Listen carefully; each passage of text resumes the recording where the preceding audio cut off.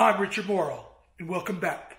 Today's episode is sponsored by COVID-19. This outfit, sponsored by COVID-19. I applied for SBA, PPP. I didn't even get an email back.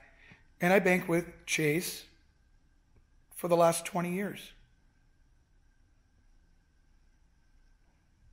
I'm not the only one that needed money. And I knew there would be a 50-50 chance that I was going to get some money from the government or I was not. Well, 50-50 may be good odds in Vegas, but when you're supporting a family and other families, 50-50 is not an option.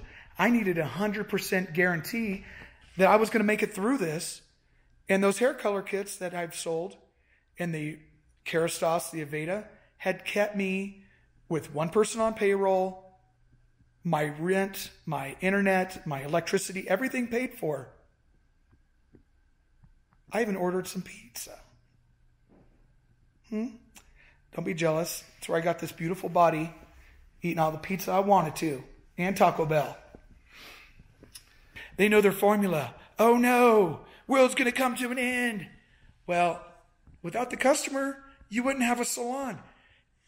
My customers have a friend in the hair business. That's me. I'm left with the responsibility of making them look good, even if nobody can see them. And I'm left with the responsibility of keeping them healthy, keeping them safe as we transition out of COVID-19 lockdown here in Littleton, Colorado, or wherever you're at. It doesn't matter. Our customers have spoken. And they needed a friend in the hair business, and I hope you provided that for them, because I did. So thank you, everybody. And I will continue this service until everyone feels safe to come back to the salon when this virus, whatever, is over. Don't make me wear a mask the entire time I have to cut hair.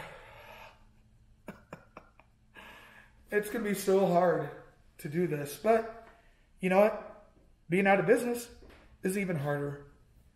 But one of the things, the drawbacks of the mask is, how am I going to cut around people's ear?